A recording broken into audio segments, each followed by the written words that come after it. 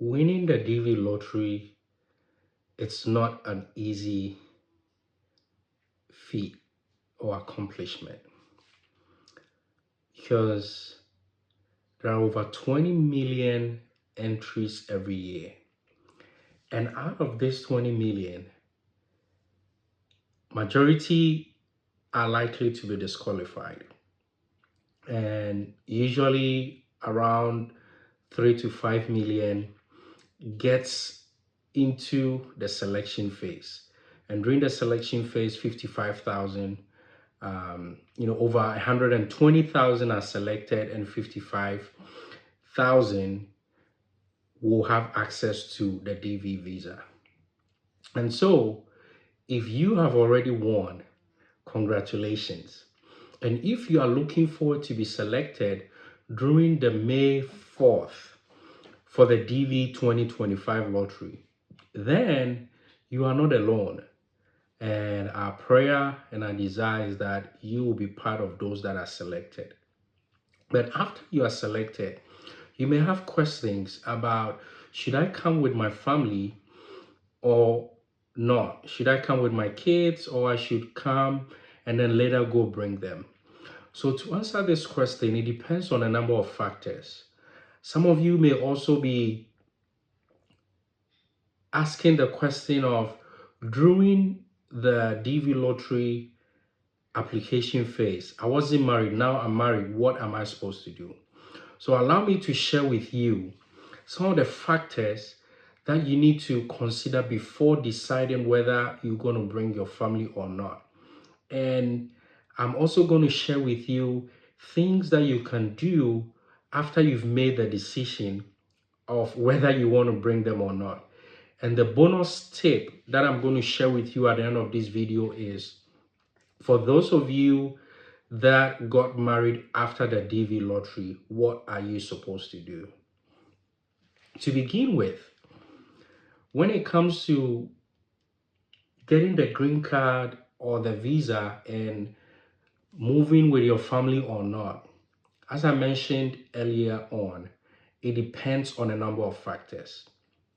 And one thing that you should know is that being selected for the DV lottery is different from getting the diversity visa itself or getting access to the green card itself, right?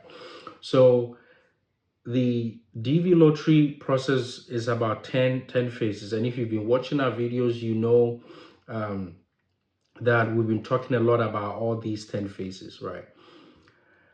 There are so many things that comes to play after you are selected.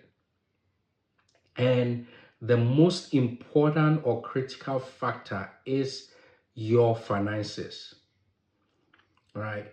If you haven't watched our video where we talked about some of the things that you need to have or do after you get selected, use the link that is being displayed on your screen and go watch it. You will need not less than $1,000 to be able to process your visa. And once you win, know that as a family, everyone is going to be counted on an individual basis. The processing fee alone for the diversity visa is $330.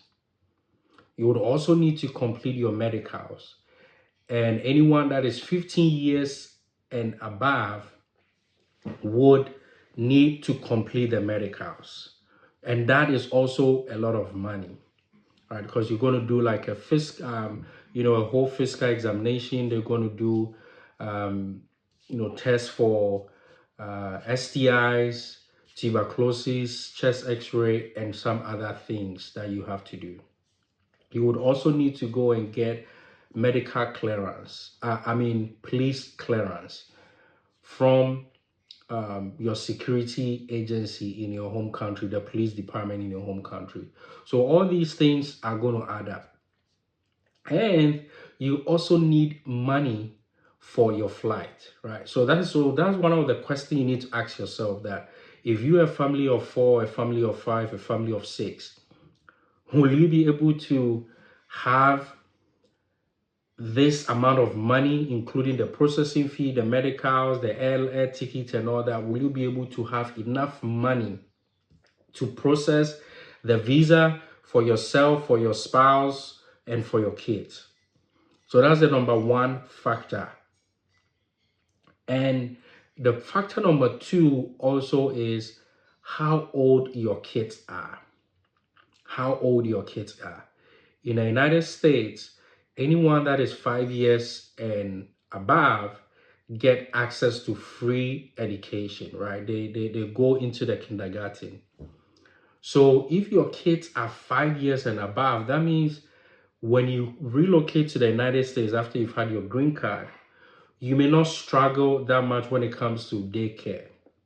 But if your kids are below 5, then that is another cost that you have to consider, whether you can bear that cost, right? Whether you can bear that cost or not. And also consider how are you going to manage it, right? Because if you come, you will definitely get a job, no two ways about it. But how long is it going to take you to get a job? How long is it going to get you to settle in? So this is the factor number two that you need to consider in terms of the age of your kids. And the third factor that you also need to consider, which will be the last but one factor, is do you have support in the United States? Do you have family? Do you have friends, right, who will be able to support you in your settlement?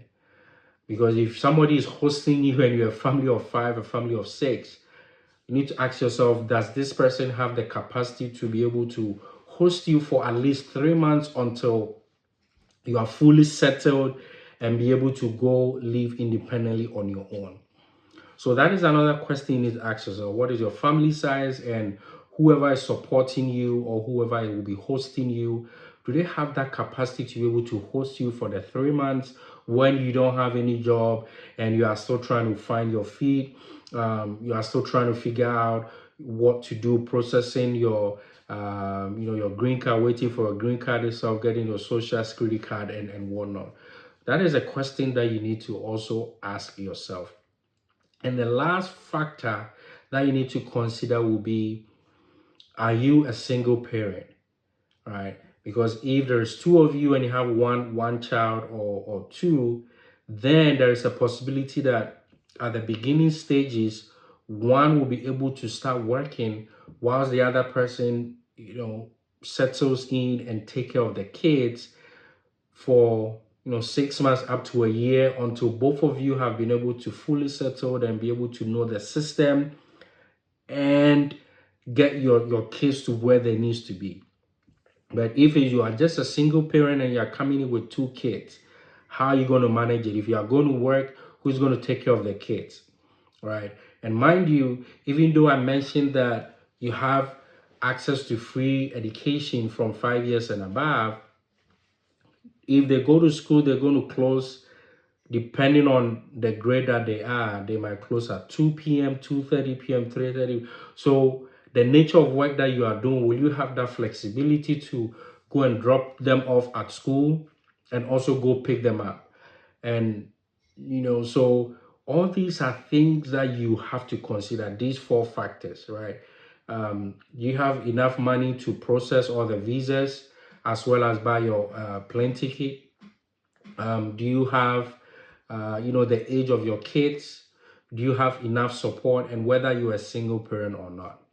So, considering these factors, somebody asks, what should I do then if I am not able to bring them, or if I'm able to bring them?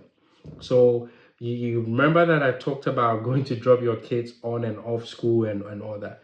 So, if I were you, one of the skills that I'll start learning is driving. Depending on the state that you're going to find yourself in, you may need to be able to drive, right? Because there are some states that have enough, very developed transportation system that is able to move around, especially the Northeast in New York, New Jersey, Philadelphia, Boston, and all those places. But if you come down south, right? Or even if you go to the northern part, access to public transportation may be limited. So you need to be able to start learning a driving skill. And what you can do actually is that if you decide not to bring them, when you are filling your DS-260 form, you need to include the details of your family members, your spouse and your kids, even if you are not going to bring them, because by doing so, their name is in the system. And once you come and settle in, get your green card, you can start processing for them.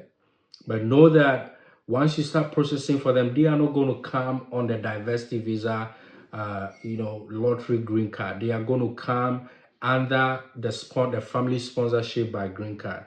But having a green card, the processing it may take up to 2 to 3 years. Ideally, it's supposed to take 1 to 2 years. But now, because of all the backlog and most of the embassies not having interview dates and all that, it may even take longer.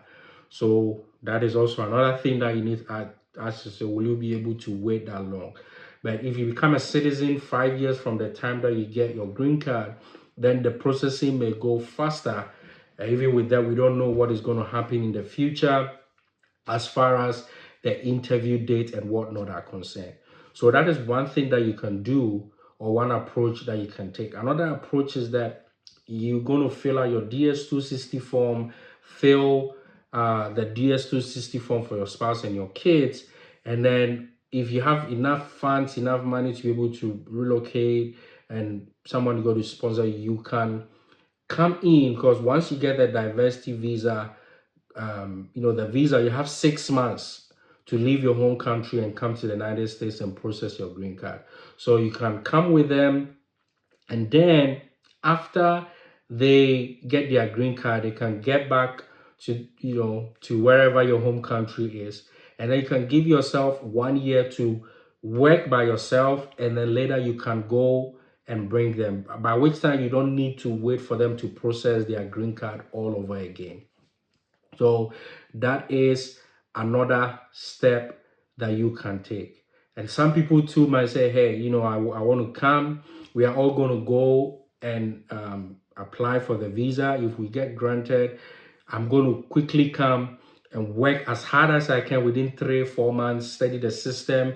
And then by the fifth month or sixth month, I can come and get my family and bring them over.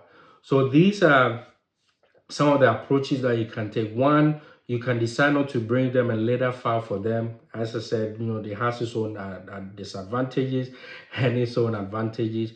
And then number two, you can decide to process the visa, everything together, buy the plane ticket, come, everybody get their green card, and then your spouse and then your kids can stay or go back, and then you will stay and work, and then later go bring them.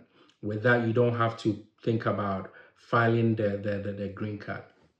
And then the other option that you can take is by you going, whoever it is, whether it's the husband or the wife, going working, and then within 3 to 4 months have enough money and come, get a place on his own, rent an apartment, and then come and take the rest of the family after they've had their green card. So these are some options that you can consider, and these are the things that you need to consider. So as to whether you want to bring your family and your kids or not, it depends on a variety of factors, right? And as if you have been watching us, if you are enjoying our content, we'll please encourage you to subscribe to our channel, and we'll be sure to bring you all the latest updates. So now let me share with you the bonus tip regarding I got married after the DV lottery entry period. What am I supposed to do? So if you got married after the DV lottery entry period, I mean, things change, life events happen here and there. So the US CIS or the Department of State, they understand perfectly that life events, things change. All you need to do is that once you are filling your DS-260 form, you will now need to include your spouse. So if you get selected, you will need to include your spouse and also fill a DS-260 form for your spouse. And make sure that your marriage certificate will be after the DV lottery entry period. So between the October and November period. So meaning you got married after November 7th or November 4th when the DV lottery entry period ended. So anytime from now to date. And also you need to establish proof of your marriage, because that's what most people do and they may get disqualified.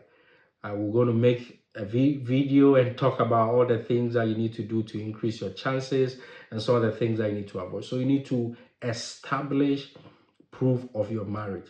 So it's not just about the marriage pictures and whatnot, but you need to have, have bank accounts together, have a lease together in both of your names.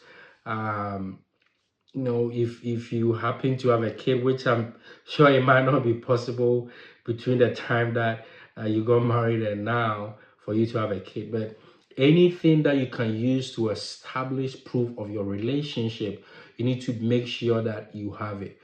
Pictures from your wedding, pictures from your day-to-day life with your in-laws, with family and friends, right? Because you need to be able to establish proof of that marriage.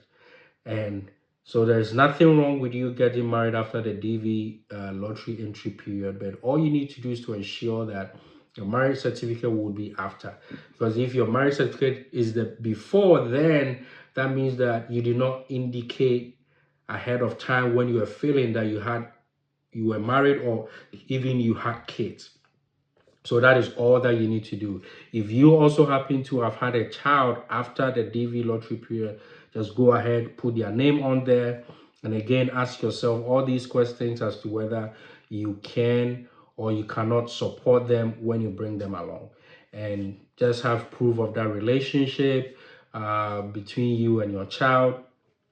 If it's DNA that you want to do, go do it. But anything that you can use to establish the birth certificate and whatnot, use it to establish that proof, and you will definitely not have any issues at all. So thank you so much for watching, and we are praying with you. We are praying for you, and we know that on May 4th you are going to receive that congratulation message. Stick with us here on this channel. My name is Apia Poki Yanchara, and this is Journey with the Yanchras, where we bring you nothing but authentic and real, accurate information regarding DV lottery as well as immigration issues in the United States and Canada.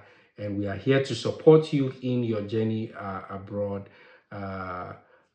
mission for work and for school. And until we come your way again next time, stay blessed.